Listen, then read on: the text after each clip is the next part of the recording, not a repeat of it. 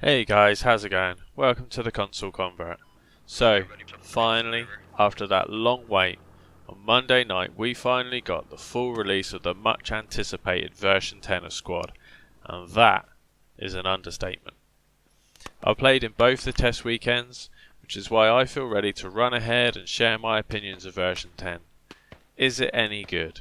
That's the question. This isn't a full-blown professional review. I'm just going to talk about what I think of version 10 as a version 9 player, so sorry if I assume you have some knowledge of version 9 if you're not already a Squad player. Now I'm going to be completely honest with you. When I first played version 10 in December, I didn't really like it. If you've seen my channel update video, you might have some idea why. I was never really particularly good at the game, but I did like to take advantage of the high speed of the gameplay, dive into the ground, that sort of thing.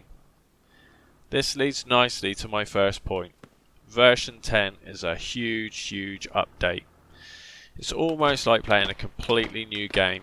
Now that might sound like a bit of a stretch to those of you who haven't played the game, only seen videos, but to those who've played version 9, this update seems to touch upon and tweak almost every aspect of the game. There are already videos out there with details about the changes made, so I'm not going to go into too much detail here, other than to say that pretty much every aspect of character movement and gunplay has been changed. There's been sound improvements, vehicle improvements, logistics system improvements, a new map, the list goes on. Check out the patch notes or a video if you're interested in finding out more information. So I jumped into the range to get a feel for these changes. The new weapon change animations are smooth and fancy as you'd hope, sometimes faster, sometimes slower than they were. The new zero-in system seems to work really well, being particularly effective for the grenade launcher and the light and heavy anti-tanks.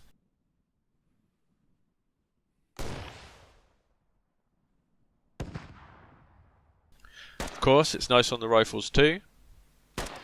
The new bipods and heavy machine guns seem lethal. The additions to the armour vehicles like the BTR are nice too, explosive rounds, mounted machine gun, smokes.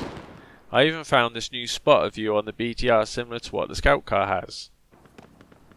When I got in game, I got myself in the habit of using free look. Because it's not possible to adjust the scope sensitivities, I have my mouse sensitivity set really low, which has always made it hard for me to look around properly. But with this, I found that I could set the free look sensitivity relatively fast, allowing me to look around quickly when I didn't need to be accurate, which was extremely handy. The new vaulting system is awesome. I'm just going to skip right past that because it's so obviously awesome that there really isn't that much to talk about. I like the reduced lean, and that when you run you automatically stop leaning now. Overall, I personally consider these changes to be improvements over everything we had in version 9, but with any big new release there's always going to be some teething problems. Obviously there's still bugs. I still haven't been able to fix my compass. An updated clear along with a complete clean reinstall is my last option. I'm finding I'm having some stuttering in game. I'm not sure if this is a lack of graphical optimization or server related optimization, but both seem to be an issue in this first build of version 10, and I'm sure it's on their to-do list for future releases. The new map looks nice, but I haven't seen much of it yet because it suffers from a problem which is best illustrated with footage from another map. The problem is with the advanced and secure game mode rather than the map itself. Here we are at the start of the match, running a little late, but I pushed us towards Darbond as Mod's eye seemed under control. We put a rally down, then we all got killed. 10 minutes into the match, we find ourselves sneaking through the valley towards the cap. During the match, we did have a go at switching to optics and going over the top of the North Hills, but as expected, we struggled against the US. So here we are again, 1 hour in, sneaking up the same valley. True, this time we made it into the cap. We even managed to cap it, helping us win the match. But this was the only cap change in a game lasting an hour and 10 minutes. The removal of the rush meta combined with all the other changes has had a detrimental effect on the advanced and secure game mode, and as that was by far the most popular game mode, the impact is being felt. It's just such a shame to have these huge, beautiful maps and then spend the whole game playing on only one small bit of it. Having played it for a few days now, I think the mode is far too linear, and as you might expect, it's somewhat addressed in the parallel advanced and secure game mode, where teams can choose to focus on one of two attack objectives rather than having only one active attack objective on the map. I don't think that they should bring back the old rush meta to AAS though. I think that it's so hard to take a linear cap now that if a team was rushed and pushed back to their first couple of flags, it'd be almost impossible to recover. So if your team got pushed back to that position in the first 10 minutes, I mean, you'd probably be better off leaving rather than being stuck in a slow and painful death, and that's all you'd get for keeping them off your mercy bleed flag. I guess implementing a vote to surrender could be an option, but it's not really a very good one.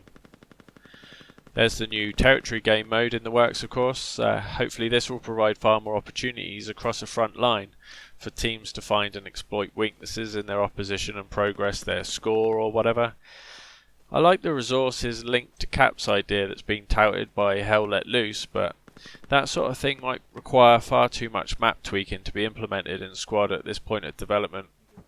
Personally, I'd like to see some kind of dynamic element added to the game, so that the circumstances that teams find themselves in changes throughout the game, because at the moment the winners of a 1 hour match are often decided in just the first 5 minutes. So my final verdict, is Squad version 10 any good? Absolutely. Definitely yes. This is a massive update with huge changes. There are some problems, but obviously version 10 is still an alpha version. There were lots of improvements throughout the course of version 9, so hopefully that trend is going to continue with version 10. In the meantime, if you find yourself having issues with AAS, I recommend you try a server running a PAAS game mode. The extra caps do make the game a bit more complicated, but a bit more complicated is what helps alleviate the linear issues of AAS. Hope you guys are enjoying version 10 so far.